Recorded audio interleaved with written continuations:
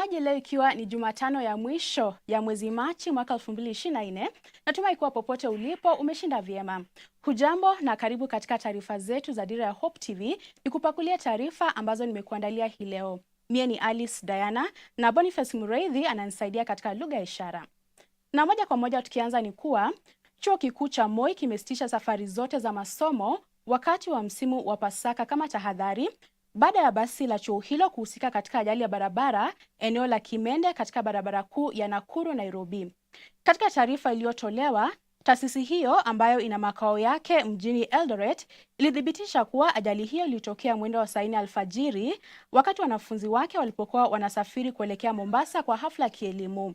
Naibu Chancellor Professor Isaac Koskei alifichua kuwa basi hilo lilikuwa na wanafunzi 65 kutoka shule ya sanaa na sayansi ya jamii waliokuwa wakienda kwa safari ya kimasomo. Taasisi hiyo imethibitisha kuwa wanafunzi wote waliokuwemo kwenye basi hilo wako salama, ila wanafunzi 12 waliripotiwa kupata majeraha madogo. Akithibitisha kisa hicho, Naibu Kamanda wa polisi kaunti ndogo ya Lari Francis Njomo alisema wanafunzi hao walikimbizwa katika hospitali ya Orthodox mjini Kimende. Kulingana na walioshuhudia ajali hiyo, dereva wa basi hilo alikuwa akijaribu kuhepa gari lingine lililokuwa likiendeshwa vibaya kabla ya basi hilo kuanguka kwa mtaro. Na ajali hiyo inajiri wiki moja tu au wiki mbili tu baada ya wanafunzi 11 wa Chuo Kikuu cha Kenyatta kupoteza maisha yao katika ajali mbaya barabarani iliyotokea katika eneo la Maungu, Voi, kaunti ya Taita Taveta, kando ya barabara kuu ya Mombasa Nairobi. 11 hao walikuwa miongoni mwa wanafunzi 58 waliokuwa wakielekea Mombasa kwa safari ya masomo kabla ya basi lao la shule kugongana na trela.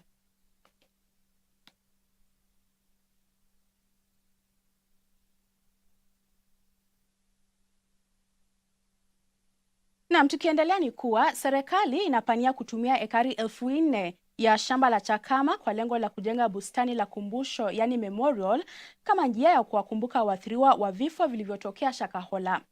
Kulingana na Waziri wa Usalama Kithure Kindiki, miili ambayo haitakuwa imetambulika vilevile itazikwa katika shamba hilo la Chakama ambalo serikali inadai kumiliki sehemu fulani kutoka kwa kampuni ya Chakama Ranch Limited. Mapema wiki hii mpasuaji mkuu wa serikali Johansen Oduor alisema miili 34 iliyotambuliwa itapeanwa kwa familia husika kwa maziko. Wale wote ambao walisababisha vifo vya watu wa taifa la Kenya watapatana na sheria. Wauaji wakiongozwa na mshukiwa mkuu ambao tumemkamata na wale wenzake, tutahakikisha kwamba wamepata haki ya milele, wamepata hukumu ile ambayo itawasukuma maisha yanayobaki iwe ni maisha ya hukumu kwa kitendo hicho. Vilevile maafisa wa serikali ambao kwa njia moja ama ingine walihusika ama walikataa kuchukua hatua mpaka wananchi wa Kenya wakauawa kwa njia ile, vilevile tutawachukulia hatua. Kuna tume ambayo ni tume ya rais ya kuchunguza mambo hayo, na hiyo tume wakati kesi itaondolewa kotini ndio itatumika kutusaidia kujua ni hatua gani, ni maafisa gani tutashtaki, ni maafisa gani watafutwa kazi, ni maafisa gani watatajwa kwa umma kama watu ambao walikosa katika kuadilika katika kazi yao mpaka watu ya Kenya wakapoteza maisha kwa njia ile. Vilevile ile sehemu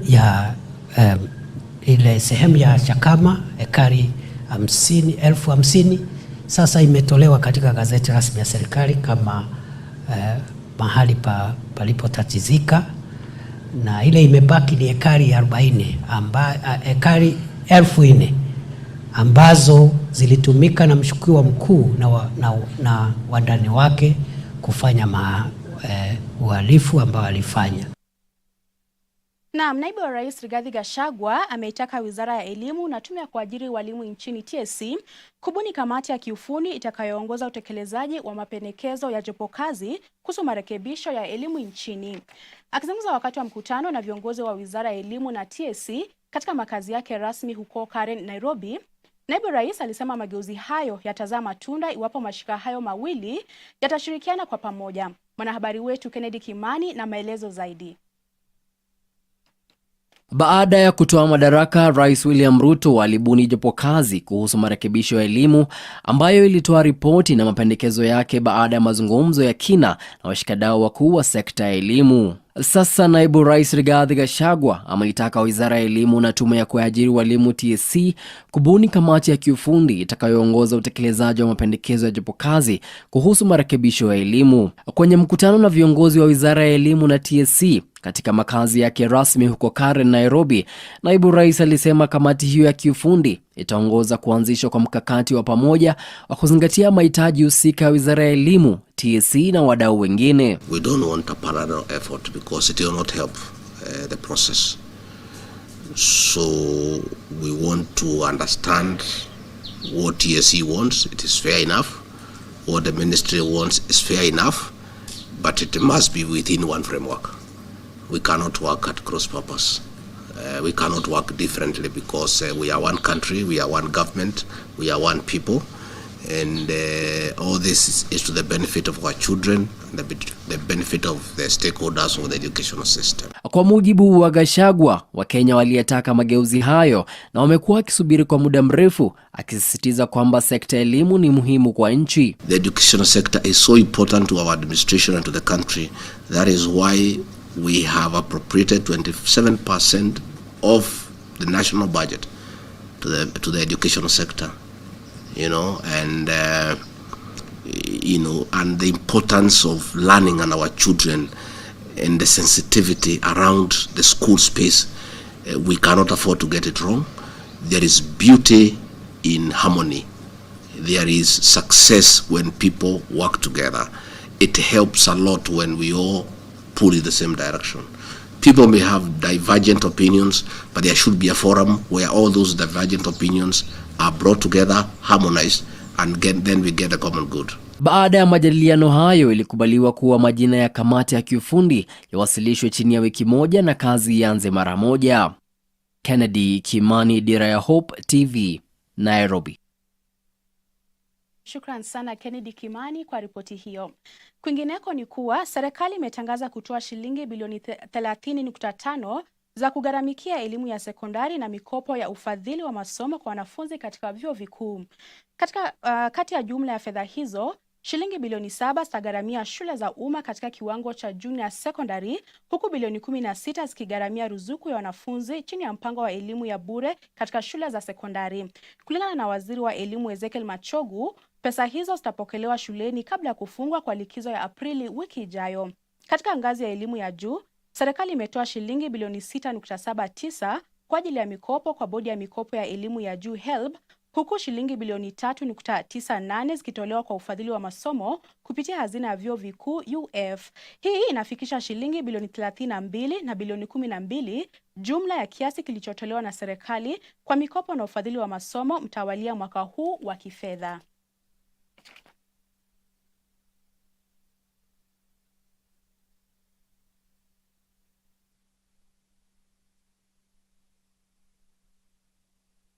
Na katika kaunti ya Nairobi, serikali ya kaunti hii kwa ushirikiano na wasimamizi wa kaunti inaweka kidijitali maktaba za kaunti ya Nairobi ili kuboresha tajriba ya usomaji na kuwawezesha waandishi wa vitabu nchini. Mpango huo unalenga kufanya rasilimali za fasihi kupatikana kwa urahisi na kuonyesha vipaji vya waandishi wa ndani, hatimaye kukuza utamaduni wa usomaji nchini na sekta ya fasihi kwa jumla. Keta Diego na mengi zaidi. Gavana wa kaunti ya Nairobi Johnson Sakaja pamoja na maafisa wakuu wa kaunti wanapanga kuzindua maktaba za kidijitali jijini Nairobi. Haya yalibainika wakati wa mkutano na waandishi wa habari kuhusu tamasha la Nairobi Summer Festival linalolenga kukuza uwezo wa waandishi nchini mwezi wa Aprili mwaka wa 2024. Where you have the Huduma Center, we have a library there. And we also have another library at Kaloleni. We recently had them revamped. And we've also recently gotten a new library, which is at Kibra, the Kibra Library. The aim of the governor is that we give Kenyans dignity, opportunities. And so this is an opportunity for people who are interested in reading and writing. So we have revamped those two libraries. That's Kaloleni and Makongendi. We are also going to be doing the same at Macmillan. The aim is to bring digital experience into the libraries. So what we want to do is already there's been a very long process of digitizing whatever was in that library in Macmillan. So you don't need to look for that piece of paper. You'll be able to go online and let's say you want to see the very first newspaper that was ever produced in modern Kenya. You'll find it there in the library, but you can now see it on soft. So that's where we're headed, to have physical as well as digital library services. Kulingana na Zakari Kimari, mwandishi na mwakilishi wa Aspire, lengo la tamasha la Nairobi Summer Festival ni kukuza maudhui ya Wakenya, akibainisha kuwa Wakenya ni wasomaji wachangamfu, lakini mara nyingi hawajishughulishi vya kutosha na fasihi zao. After self-publishing, I came to discover that Kenyans are actually voracious readers, only that they don't read Kenyan content. Most of what they access is foreign. And so one of the objectives is to familiarize Kenyans with Kenyan content, which is just as good, probably better. And to achieve that, we have a series of events, panel discussions by some celebrated authors, some that are doing very well, some who are experienced.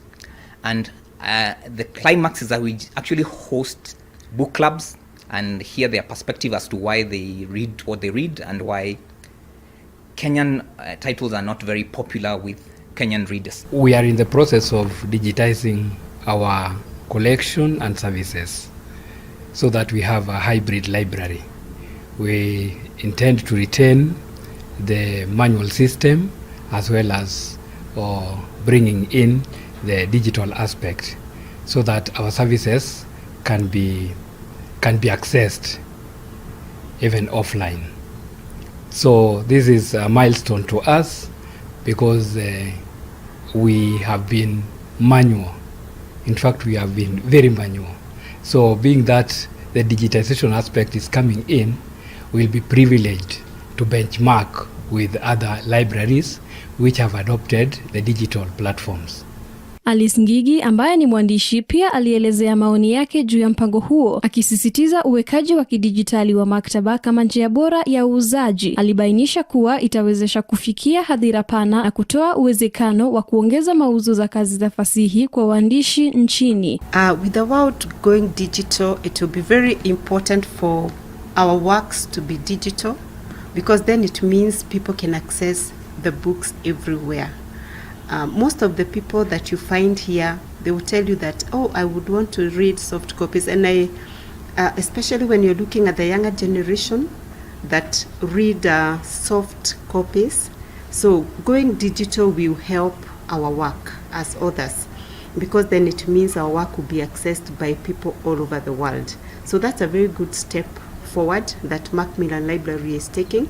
And we can't wait as authors to actually see what will happen in that digital space. Huduma za kitaifa ya maktaba nchini pamoja na serikali ya kaunti ziko kwenye mchakato ya kuweka kidijitali maktaba zote kuu 4 Nairobi, zikiwemo zile za Kayole, Dagoretti, Makadara na Macmillan. Nikiripotia Dira ya Hope TV, langu jina ni Kate Andiego. Na shukran sana Kate Andiego kwa ripoti hiyo. Chama cha kitaifa cha usafiri KTA kimelalamikia kile ambacho kinadai ni ubaguzi na ushindani usio wa haki kwenye sekta hiyo. Maafisa wa KTA wakiongozwa na mwenyekiti wao Newton Wango walifika mbele ya kamati ya bunge kuhusu biashara, walikolalama kuwa serikali inaonekana kupendelea mashirika ya kimataifa ya usafirishaji na kuwatenga wasafirishaji wa humu nchini, hivyo basi kuwakosesha kazi.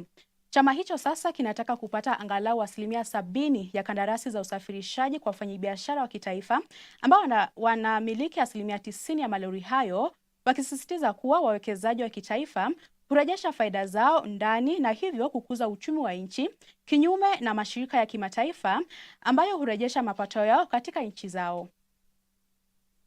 Legislation should prioritize utilizing Kenya's existing capacity in the transport and logistics sector. For instance, if a company like BAT generates 20 billion Kenya shillings in revenue, an estimated 70% goes to other multinationals for logistics, warehousing, and security services. This leaves very little for local companies besides tobacco production and consumption. So our proposal is we wish to advocate for a quota system where at least 60% of transport and logistics work is reserved for local Kenyan enterprises. Kenya has sufficient local capacity to justify this proposal. We believe that any multinational operating in Kenya should find this requirement reasonable. Naam, tuelekee sasa hadi kaunti ya Bungoma ambapo shughuli za usafiri zinatarajiwa kuimarika eneo la Kapkota katika wadi ya Chesakiki, eneo bunge la Mlima Elgon, baada ya kuzinduliwa kwa ujenzi wa daraja litakalounganisha eneo la Kimabole na Kapsoromet. Akihutubu wakati wa uzinduzi huo, waziri wa barabara katika serikali ya kaunti ya Bungoma, Boni Chengek, alisema daraja hilo litapiga jeki shughuli za kibiashara na kutaka mwanakandarasi aliyepewa zabuni hiyo ya ujenzi kuhakikisha anafanya kazi kwa mujibu wa sheria. Mimi hapa leo nimetumwa na Gavana Kenneth Makelo Lusaka. Hii mradi wakati MCA alisema kuna shida ya daraja hapa Kapkoto. Akakuja kwa ofisi tukazungumza kwa kirefu, lakini nikamweleza ndio iweze kufanyika tuhakikishe twende tuongeleshe nani? Gavana. Tukazungumza na gavana na akakubali kupatia MCA hii daraja na kumpatia ile barabara ya kimama. Tunasema ni asante sana. Hii kazi ya construction hataki ulevi. Saa zingine unaweza kuja hapa na kama ulikuwa umekunywa kidogo na usikie tu umeanguka kwa maji, na itakuwa ni hasara kubwa sana kwa community hii. So tunaomba tu vijana wakuje kwa wengi na tunawapatia kazi yenye itapatikana. Hatutatoa vijana inge. Vijana wa hii area ng'ambo ile na ng'ambo hii tutawapatia kazi ya mkono, na kama kuna mafundi wale wanajua kutengeneza chuma, kufunga chuma vizuri, pia tutawachukua. Pia amesema ya kwamba niwaeleze, nakumbuka wakati alikuja na Wetangula katika kanisa Cheptais Catholic. Alisema daraja itawekwa ya Kapkoto. Na ni kweli tumehakikisha imewekwa na ili kazi iweze kufanyika, watu wetu waweze kufaidika. Tunaitengeneza within less than 1 month. Tutakuwa tumemaliza. Ikifikia mwezi wa 5 mtakuwa na mpya kwa daraja. Naam, na sasa tuelekee hadi eneo la Pwani ambapo serikali inapania kujenga vituo vya kuwanusuru waathiriwa wa mihadarati katika kaunti zote 47.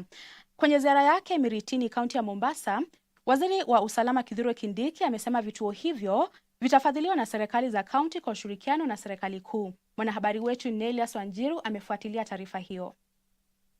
Waziri wa usalama Kithure Kindiki ameshikilia kwamba vita dhidi ya pombe haramu na mihadarati vitaendelea na kuongeza kuwa chuma cha walanguzi wa mihadarati kimotoni. Amesema serikali imeweka mikakati ya kujenga vituo vya kuwanusuru walioathirika na dawa za kulevya katika kaunti zote kama njia mojawapo ya kumaliza matumizi ya dawa hizo. Akikagua ujenzi wa kituo kimoja cha kuwarekebisha waraibu Miritini, Mombasa, alikosema kituo hicho kikamilika, watakaosajiliwa pia watapokea kozi za kushona nguo miongoni mwa zingine.